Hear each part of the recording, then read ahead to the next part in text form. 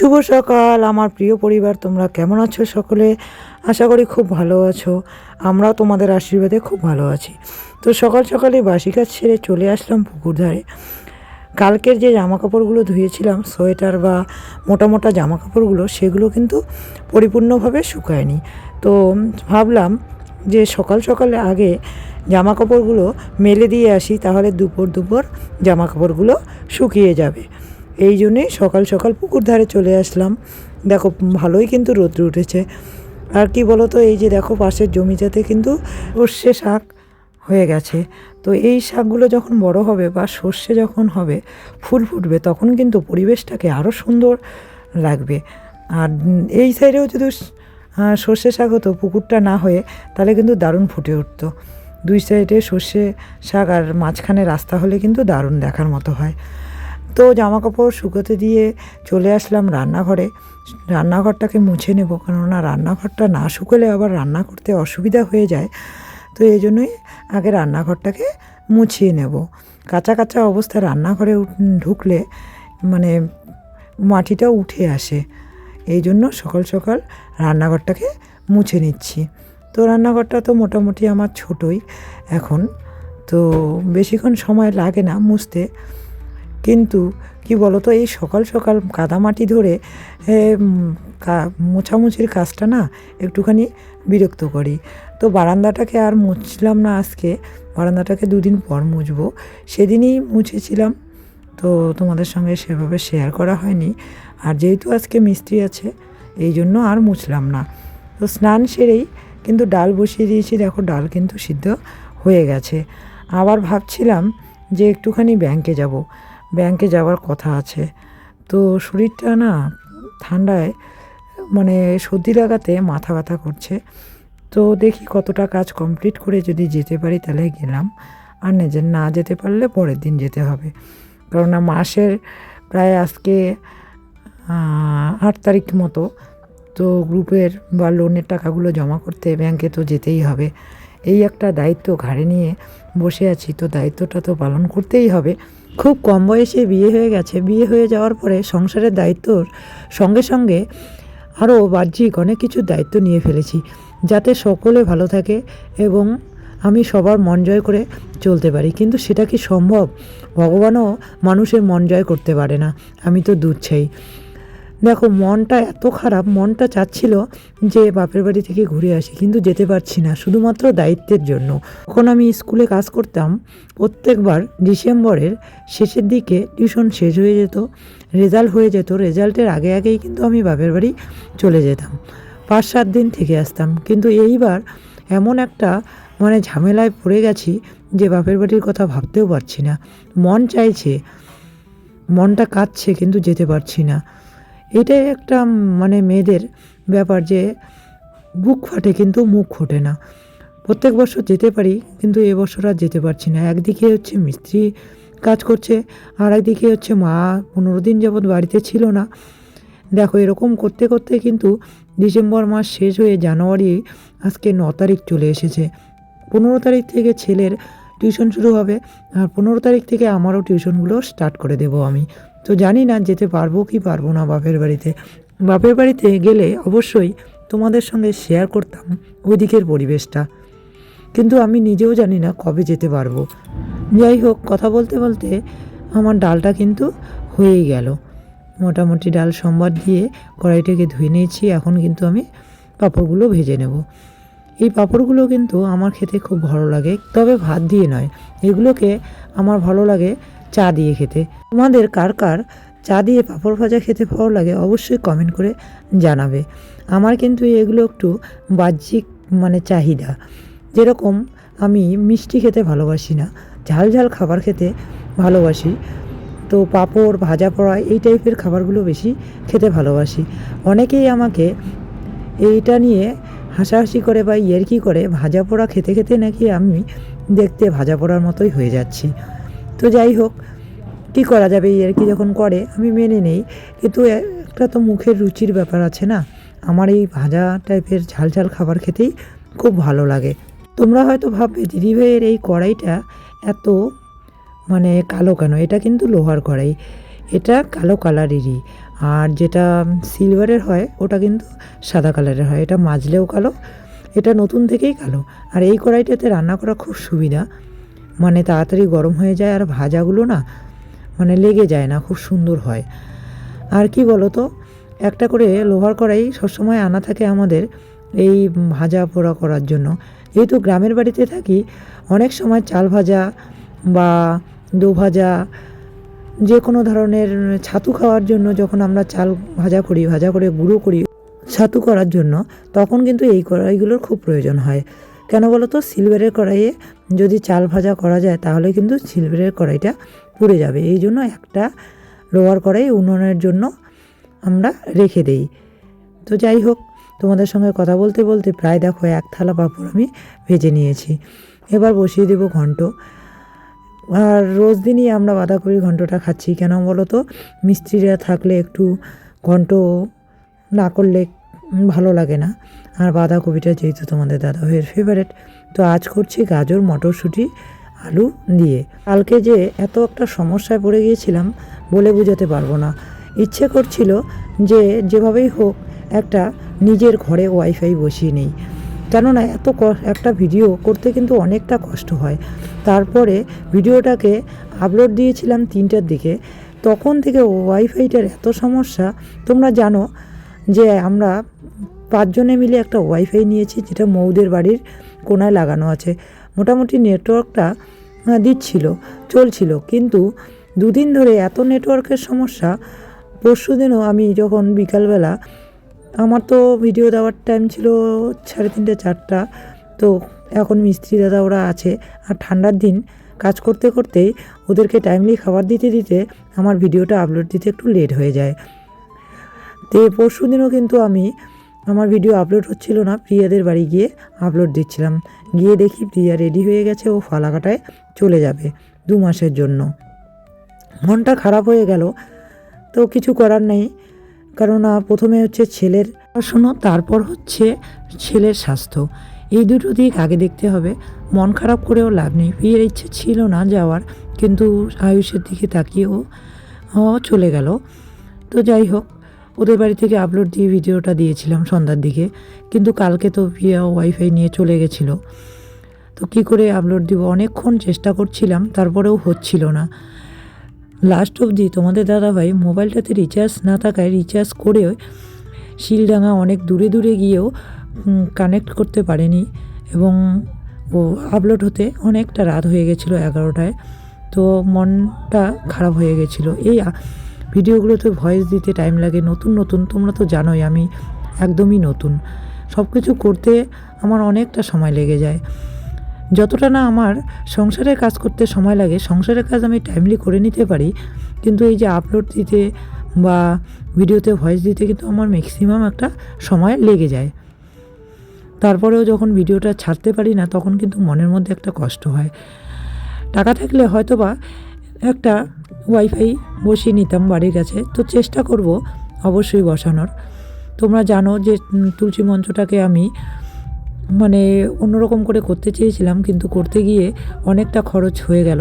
জানি না কমপ্লিট দিতে পারবো কি পারবো না, হয়তো বা বলেছিলাম তোমাদেরকে লোন করে হলেও তুলসী মঞ্চটাকে আমি কমপ্লিট করব, যেহেতু ঠাকুরের কাজ আমি আধুরা রাখবো না। আমি একটু ডাল ভাত কম খাবো, তবুও আমি তুলসী মঞ্চটাকে কমপ্লিট করব। তো দেখো, কথা বলতে বলতেই ঘন্টটা হয়ে গেল, মাছ ভাজা বসিয়ে দিয়েছি। মাছটাকে ভেজে নিয়ে আজকে কিন্তু কাঁচা লঙ্কা দিয়ে এটাকে মানে হালকা হালকা ঝোল করব। এর আগের দিনও কিন্তু মাছের ঝোল শুকনো লঙ্কা দিয়ে করেছি। তো মিস্ত্রি দাদা আর ভাজটা বলছে যে কাকিমণি আজকে মানে পাতলা করে হালকা করে ঝোল বানাবে, পুকুরের মাছ দিয়ে যেরকম করে বানিয়ে খাইয়েছিলে, ওই ঝোলটা নাকি ওদের খুব ভালো লাগে।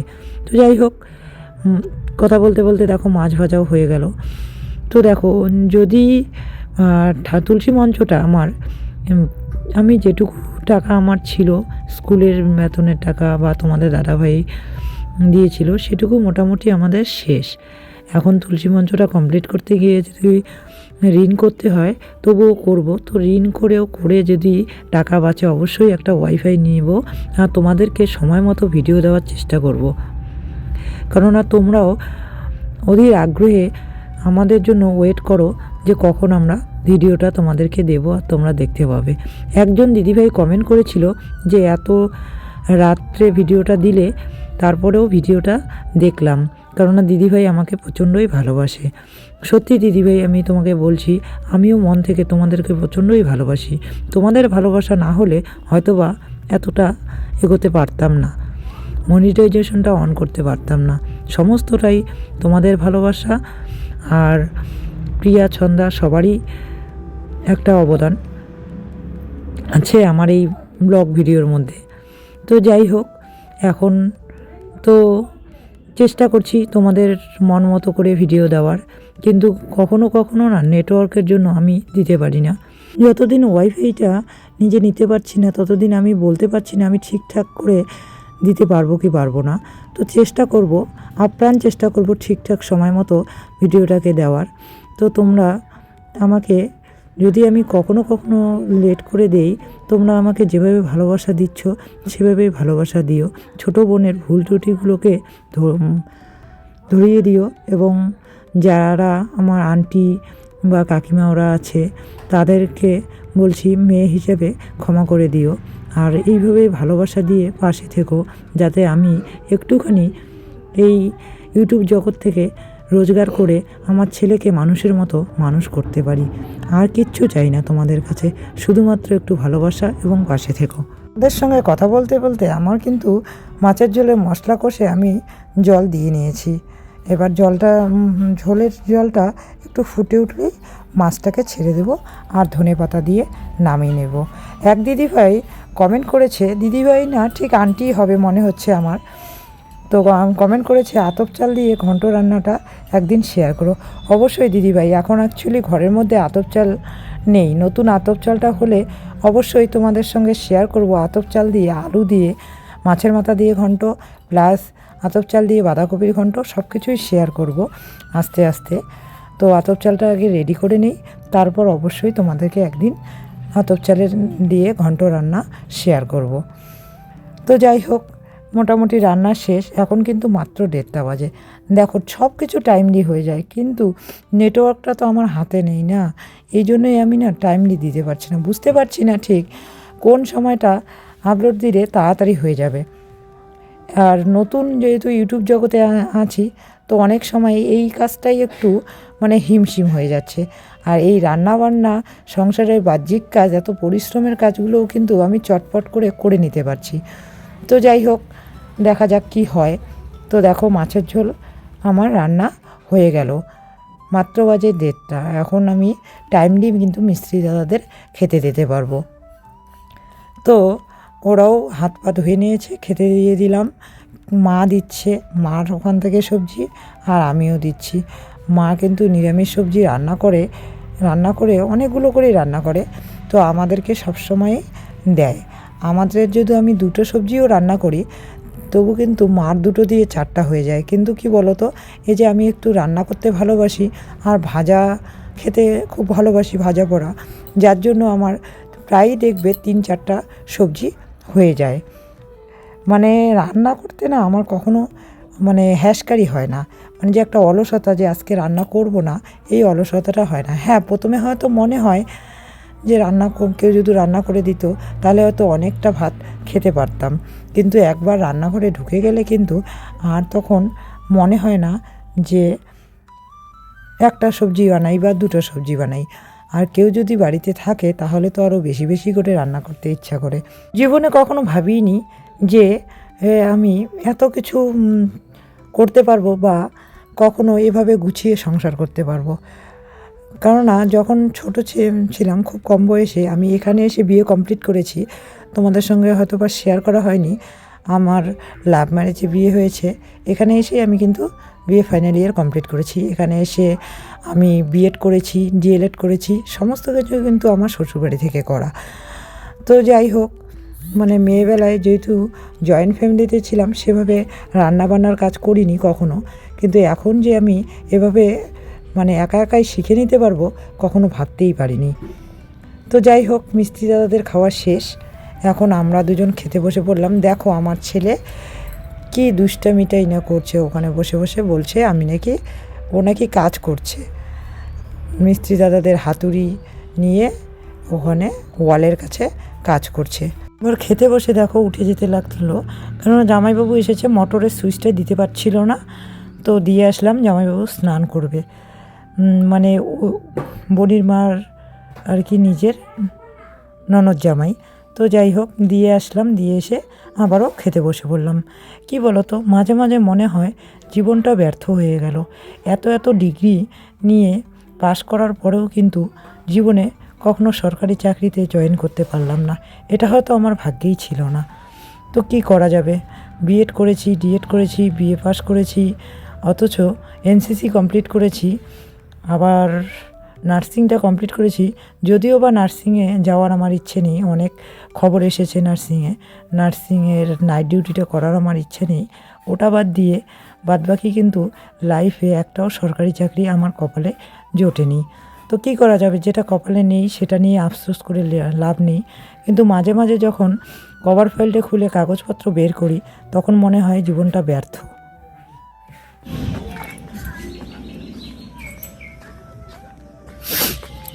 তো দেখো খাওয়া দাওয়া শেষ করে নিলাম, বাসন টাসন ধুয়ে আমি এখন যাচ্ছি পুকুর পাড়ে। এই যে পুকুর পাড়ে ছায়া পড়ে গেছে দেখো, ওখান থেকে জামা কাপড়গুলো নিয়ে আসি। এগুলো তো কালকে ধোয়া না, আজকে শুকিয়েই গেছে জামা কাপড়গুলো। আর খাওয়া দাওয়া করতে করতে কি বলতো খুব ঠান্ডা লেগে যায়, সোয়েটার না পরলে আর হয় না। এখনো কটা বাজে, 2:30 বাজে। এখন যদি আবার জ্যাকেটটা পরি তখন আবার বেশি গরম লাগবে। এই জন্য দেখতে আসলাম এদিকে, এই যে জামা কাপড়গুলো উঠিয়ে নিয়ে যাই। সমস্ত কিছু শুকিয়ে গেছে কালকে ধোয়া এগুলো।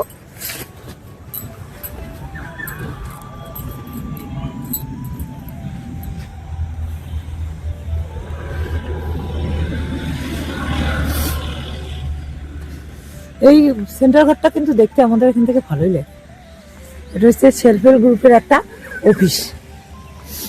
ওই অফিসে মানে সেলফ হেল্প গ্রুপ বলতে স্বনির্ভর গোষ্ঠীর অফিস। ওই অফিসটা আমার মানে ওই জায়গাটা আমার কাকা শ্বশুরের, ঘরটাও ওনার। তো উনি দিয়েছেন আর কি গ্রুপের কাজকর্ম করার জন্য।